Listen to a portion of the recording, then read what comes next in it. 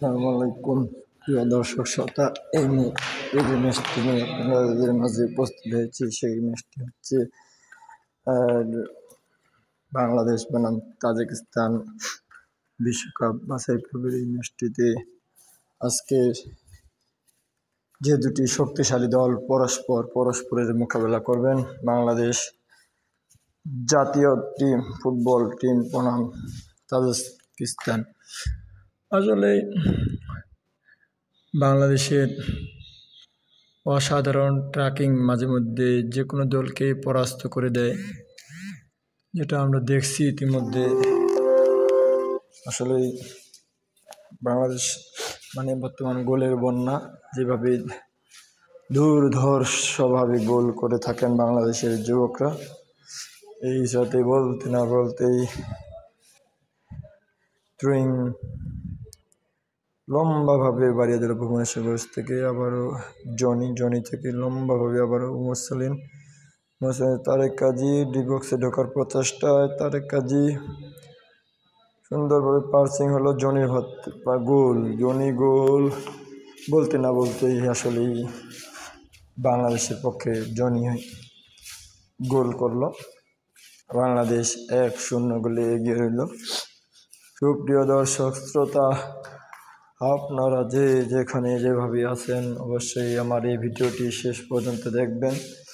আপনাদের জন্যই শুধু আমরা আজ এইভাবে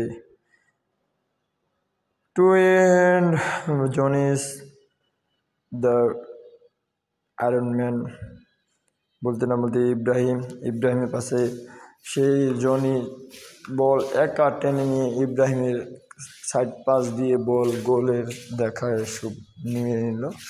সেই সাথে 1-2-0 গোলে বাংলাদেশ এগিয়ে। প্রথমার্ধের খেলা 25 মিনিট অতিক্রম করে এসেছে। অ্যাটাকিংয়ের প্রচেষ্টায় তাজিকিস্তান, সেই থেকে আবারও অ্যাটাকিং বাংলাদেশ। মুরসালিনের পায়ে বল, আগুনের গতিতে ছুটছে মুরসালিন, গোলের দেখা পাবে কি? সেই সাথে বলতে না বলতেই সেই সুবর্ণ সুযোগটি হাতছাড়া করলেন না মুরসালিন। এটি তার আসরের 8ম গোল নিজে আদায় করে নিলেন এবং এই গোলে এখনও শীর্ষস্থান দখল করে আছে।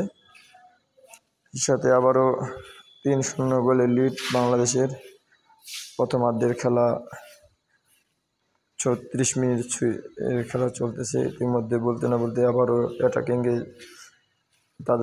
তাজিকিস্তান থেকে আবারও বাংলাদেশ ছিনিয়ে নিয়ে বল ফয়সাল আহমেদ থেকে পাস।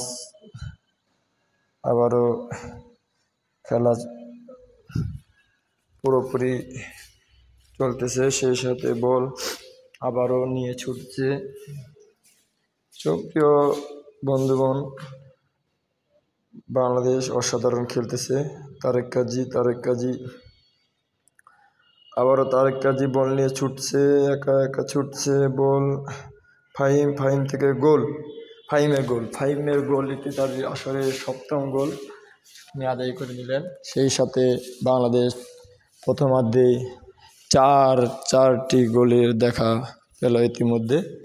সুপ্রিয় দর্শক শ্রোতা, আপনারা যে খেলাটি উপভোগ করতেছেন, আসলে এটি একটি বাছাই পর্বের খেলা। এখানে পরে আমরা চেষ্টা করব এশিয়া কাপের যে বাংলাদেশ এবারে যে এশিয়া কাপ খেলবো, সেই ম্যাচটিও আপনাদের কাছে তুলে ধরার চেষ্টা করব। সেই সাথে বাংলাদেশ প্রথমার্ধের খেলা 4-0 গোলে সমাপ্তি করল। দ্বিতীয়ার্ধের খেলা দেখা যাক আরও স্কোরবোর্ডে কোনো গোল যোগ করতে পারে কিনা। বলতে না বলতেই খেলার সুবাদে খেলা শুরু হয়ে গেছে। ইতিমধ্যে বাংলাদেশ 4-0 গোলে এগিয়ে থাকছে। তারপরও বলা যায় না ম্যাচের মোড় কোন সময় ঘুরে যায়। বাংলাদেশের আসলে ঘটতেও পারে 4-0 গোলে এগিয়ে থাকার পরও নিজের ভরসাহীন মনে করতেছে। এবং হ্যাঁ, বাংলাদেশের যুবরা তারা এখনও গোলের জন্য মরিয়া।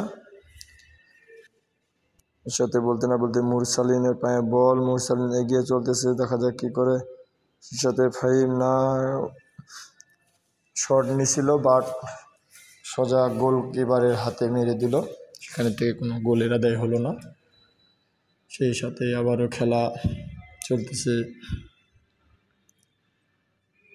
60 মিনিটের খেলা। মুরসালিন থেকে আবারও সাইব হাসান থেকে দেখা যাক কি করে, লম্বাভাবে বাড়ানোর চেষ্টা, ডি বক্সে ঢুকে জনি হেটের চেষ্টার পরেও হেড হলো না। আসলে তাদের তুলনায় বাংলাদেশের প্লেয়ারগুলো আসলে একটু হেটের সম্ভাবনা কম। সেই সাথে জনি কি বলবো ভাই, দুঃখ করে দর্শক শ্রোতা, তোমাদের দেশে আমি অ্যাট্রাকশন কী দিব আমি নিজেই বুঝতে পারতেছি না। এই অ্যাট্রাকশনের মধ্যেই বলতে হচ্ছে যে বাংলাদেশ পাঁচটি গোল এই ম্যাচ থেকে এখন পর্যন্ত এগিয়ে রইল।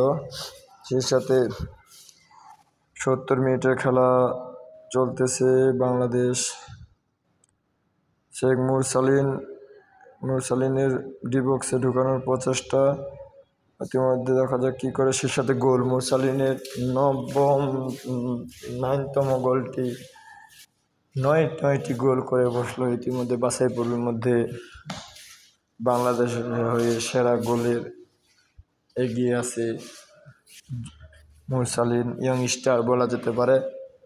সে অনেক সময় অনেক ম্যাচের মোড় ঘুরিয়ে দিচ্ছে। আজকেও সে তার গোলের মাধ্যমে 6-0 এগিয়ে রইল বাংলাদেশ। খেলা ইতিমধ্যে 80 মিনিটের খেলা চলতেছে। সে সাথে ফয়সাল আহমেদ, ইব্রাহিম থেকে মুরসালিন। দেখা যাক বাংলাদেশ আজকেও 7 আপ দিতে পারে কিনা। সে সাথে জনির ডি বক্সে ঢোকার প্রচেষ্টা, না, সেখানে কর্নারের সুবাদে বল সেভ করলো তাজিকিস্তানের ডিফেন্সে, যে কর্নার হলো। কর্নারের থেকে আবারও কর্নার, কোনো হেটের কোনো সুযোগ ছিল না। সে সাথে জনি থেকে ফাউলের অফসাইডের শিকার। আসলে রেফারি আর যে সেকেন্ড যে 2 রেফারি থাকে তারা এত নিখুঁতভাবে অফসাইড, আসলে এখানে রং করার কোনো সাবজেক্ট নেই।